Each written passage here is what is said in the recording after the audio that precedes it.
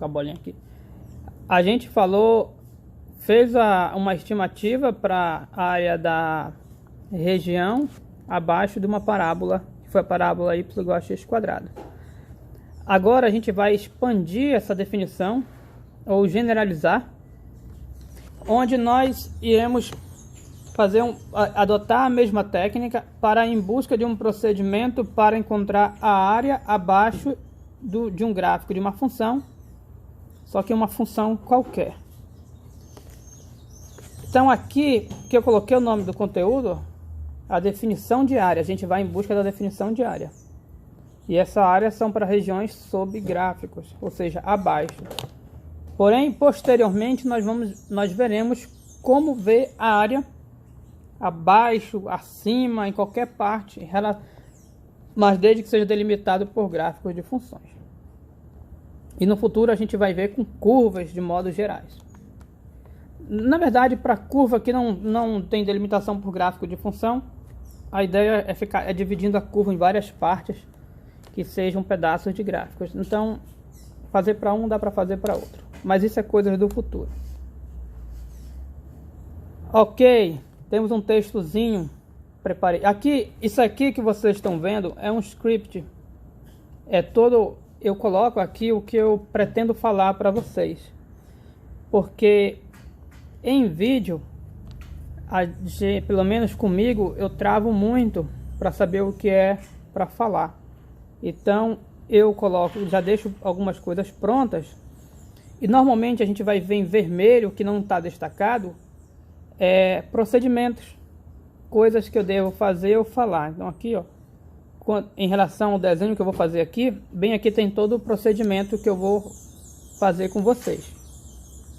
Além disso, isso é bom, porque quando vocês tiverem acesso a esse arquivo, vocês podem olhar para cá também e ver um algoritmo. Espera aí, o que o professor fez? O professor considerou uma região, que é considerar essa uma região. Dividiu em faixas e etc. Embora esses termos você possa não entender no presente momento, mas quando você for olhar esse arquivo, já tiver visto uma aula, já dá para ter uma ideia melhor. Então isso aqui serve até como um guia. Pois bem, o que a gente vai fazer aqui? Nós queremos definir, ou seja, dizer o que é área de uma região. Então a ideia é inicialmente desenhar, pegar uma curva qualquer, vou pegar uma curva qualquer, vou fazer no padrão. O padrão que a gente desenha a curva é em vermelho. Desenhei. Imagine que isso aqui é o gráfico de uma função qualquer. Deixa eu colocar as setinhas aqui, que é a setinha que eu esqueci de colocar, aqui é a setinha do eixo Y e aqui é do eixo X. Tá aí. Imagine essa curva aí qualquer. Essa curva, ela pode se estender ao infinito e além. Ela pode vir para cá, ó, continuar para cá, não tem problema não. Mas vamos supor, nós vamos aliás considerar duas limitações, dois pontos limites, igual a gente fez na parábola, que era 0 e 1. Então um ponto limite aqui eu vou colocar em preto, como sendo um ponto A, e aqui como sendo um ponto B, ambos no eixo X. Ok, ponto A e ponto B. Nesse ponto A eu vou criar uma barreira, igual a gente fez na parábola, e daí eu tenho uma região. Qual região que eu tenho? Essa região aqui, ó. Não é legal essa parte. Dá pra mudar aqui, mas eu vou apagar isso aqui que eu vou escrever, então só para vocês terem uma ideia, tá? Essa parte que eu estou rabiscando, o certo seria pintar bonitinho, mas a gente vai isentar essa parte porque todo o processo eu quero fazer aqui dentro mesmo. Então essa parte aí rabiscada é a região de nosso interesse. Nós vamos em busca de uma maneira de calcular a área dessa região. De que forma? Só perceba que essa região está sob o gráfico da nossa função, que eu vou chamar de f. Aqui, ó, F. Então tá sob. Para quem não lembra, sob é o que? Abaixo. Está acima do eixo X. Do eixo X para cima. E está delimitada pelas linhas do X igual ao A e do X igual a B. Ó. X igual ao A é essa linha aqui e do X igual a B. Ou seja, a nossa região ela vai do A até o B. Igual a gente fez na aula passada. Só que aqui não é parábola, é uma curva qualquer. Vou apagar essa parte que não me interessa, a pintura. E vamos lá. O que a gente vai fazer? Qual é a ideia para a gente ir em busca de uma fórmula? A gente quer uma fórmula, na verdade, uma maneira de calcular a área dessa região. Semelhante ao que a gente fez na parábola, nós vamos pegar o intervalo de nosso interesse no eixo X, que é esse intervalo aqui, ó, do A até o B. E esse intervalo nós vamos dividir em várias partes. Em quantas? Na parábola a gente dividiu em 2, depois em 4, falou como seria em 8 e a gente mostrou alguns desenhos para várias divisões. Como aqui a minha ideia é geral, eu não vou dividir uma quantidade específica. Como assim? Eu não vou dividir em 2, nem 4, nem 5. Eu vou dividir numa quantidade N. Como assim, professor? Uma quantidade N? Que quantidade é essa? Quantidade N é uma quantidade que eu não sei. Eu não sei o número. Aí eu vou chamar de N. Esse N pode ser 5. Então vai ser tudo por ideias. Se o N fosse 5, eu saberia que a quantidade seria 5. Vai ser mais ou menos assim. Eu vou aqui para a minha primeira divisão. Para a minha segunda divisão. Na verdade, a gente chama isso de partição. Então, segunda partição. Aí vai ter terceira, quarta. Vai ter um bocado aqui no meio. Eu vou colocar umas reticências para indicar que tem várias. Quantas? Não sei, mas indicando que tem várias. Daí eu vou colocar uma divisão. Eu vou dar um zoom para ficar mais fácil de ver. Pronto, fica bem melhor agora. Eu vou colocar uma aqui no meio. Mais uma divisória. Essa divisória aqui do meio vai ser... Será qual divisória? Essa ou divisão? Ou partição, melhor, né? Na verdade, cada pontozinho desse divide... ele determina um intervalinho. Esse primeiro pedaço aqui, ó. Que eu estou pintando. É um intervalinho. Aqui é outro intervalinho. Aqui é outro intervalinho. Cada intervalinho desse a gente chama de subintervalo. Assim, esse é o primeiro subintervalo. Esse é o segundo subintervalo. Esse aqui, qual é a ordem? É o terceiro? É o quarto? Não sei. Você pode dizer, professor, esse é o quarto, porque, ó, primeiro, segundo é esse é o terceiro, esse é o quarto. Aí, eis que vos digo. Quando eu coloco essas reticências, eu quero dizer que tem vários aí no meio. E você pode dizer, professor, mas não cabe muito assim não, se for desse mesmo tamanho. Então, aqui o objeto é teórico. E a gente vai imaginar que esse pedacinho que tem reticências, que é esse, imagina que ele seja um pedação. Então, que tem vários. Quantos tem? Não sei. Sei lá, 10, 20, 30. Não importa quantos tem. O importante é que tem vários. Mas como assim não importa? Não, não importa. A gente vai chegar a uma conclusão. E isso será importante. E essa conclusão é independentemente dessa quantidade. Portanto, já que eu não sei quantos tem aqui, esse é o primeiro, esse é o segundo. Eu não sei se esse subintervalo, se é o terceiro, se é o quarto, se é o quinto. Em matemática, a gente usa um termo para isso. Para determinar uma ordem aleatória que você não sabe, a gente costuma chamar de iésimo. Então, esse intervalinho aqui, ó, é o iésimo subintervalo. Iésimo subintervalo.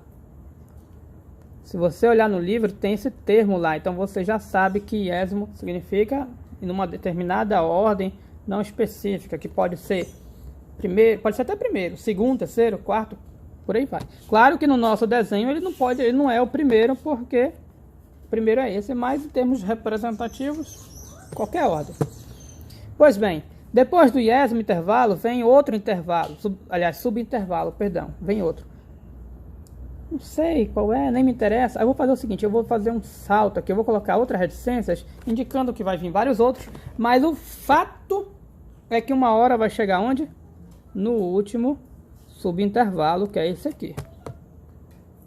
Então dividi o meu eixo X, ou melhor, meu eixo todo não, só meu intervalo, que foi do A até o B, bem aqui. A gente chama de intervalo AB. Eu vou colocar esse B mais próximo, bem aqui, ó, mais próximo, e esse A também mais próximo das nossas marcações. Pois bem,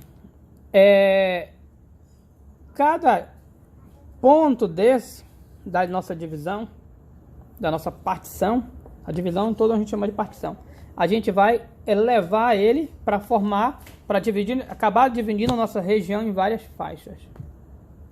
Então eu vou subir o primeiro, eu vou ver se eu consigo subir reto aqui para ficar bonitinho. Pronto, subi o primeiro. Subi o segundo, faltou um pedacinho, depois eu achei completo. Subi o terceiro. Subi o outro. Na verdade não é o terceiro, né? Mas enfim, estou subindo todas as faixas. Esse aqui tá rebelde.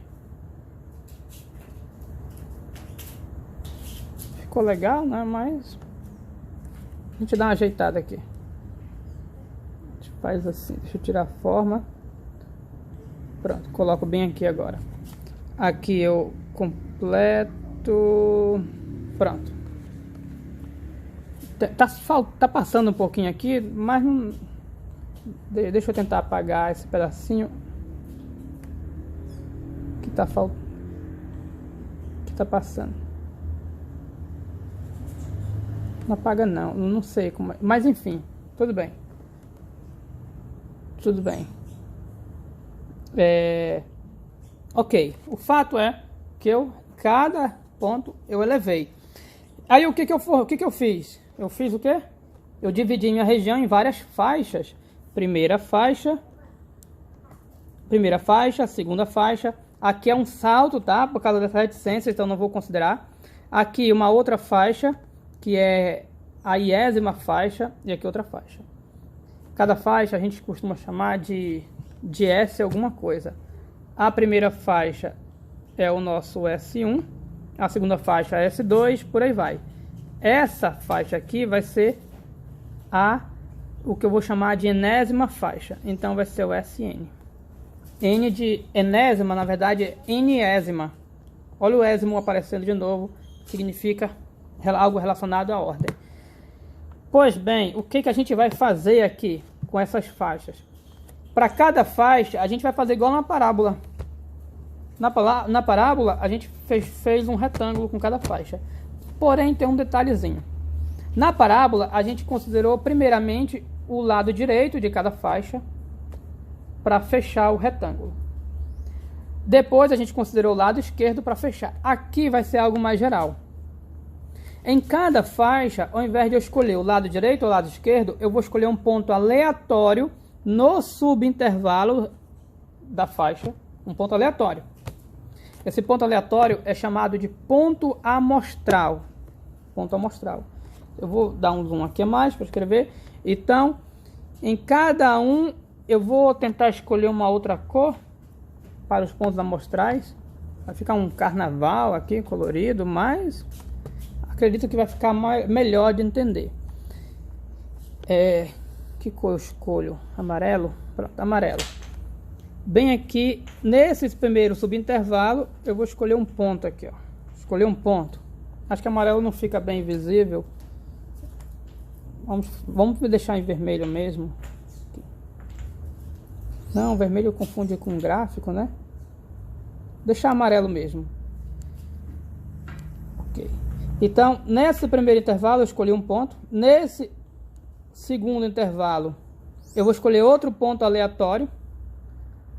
Eu estou colocando mais ou menos no meio, mas é só porque o desenho está estreito. mas não precisa ser no meio, é em qualquer lugar. Inclusive esses pontos amostrais poderiam ser do lado. Então a diferença para a parábola é que eu estou fazendo algo mais geral. Ao invés de, naquele subintervalozinho, ao invés de escolher sempre o lado direito ou o lado esquerdo, eu estou escolhendo qualquer ponto aqui no meio, aqui dentro. Então aqui eu vou colocar na mesma cor, referente. Aqui são pontos amostrais. Será que eu vou ter espaço para conta? Eu esqueci de deixar o espaço para conta, mas vou usar bem esse espaço aqui. Pois bem, portanto, eu tenho um ponto amostral aqui, um ponto amostral aqui. Vou escolher um ponto amostral e outro ponto amostral. O que nós vamos fazer com esses pontos amostrais? Esses pontos amostrais nós vamos subir e eles que vão determinar, dessa vez, a altura do nosso retângulo. Portanto, para o primeiro ponto amostral, eu vou subir aqui, ó. Subindo. Bateu bem aqui. Aqui vai ser a altura. Eu vou subir logo outros. Acho que eu fiz besteira aqui, que eu voltei. Pronto. Desloquei ali. Eu vou subir os demais.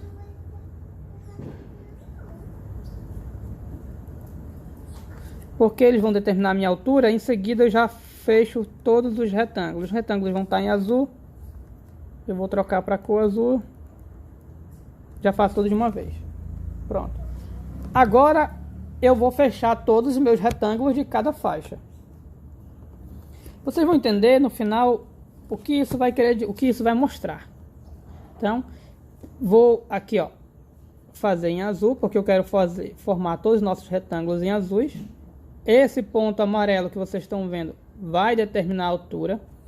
Como eu não estou escolhendo nem lado direito nem lado esquerdo, perceba que cada retângulozinho pode ter pedaço de sobra, pedaço de falta. Aqui, ó, esse próximo vai determinar a altura.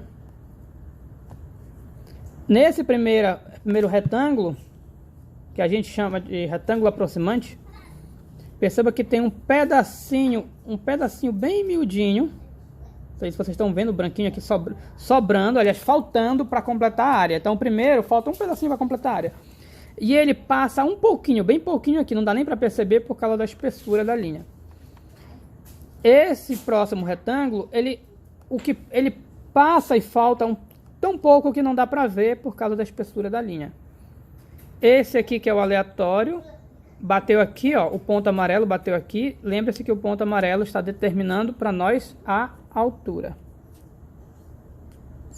E finalmente esse último aqui. Ou seja, cada retângulo aproximante está formado. Quem determinou a altura? Os pontos amostrais. Lembrando que aqui no meio é para ter vários retângulos aproximantes. Vou até colocar uma reticências aqui em pé. Só indicando mesmo que tem algo aqui. Primeiro, segundo, sei lá qual é, o iésimo, aqui é o último ou enésimo, porque dividimos em n subintervalos.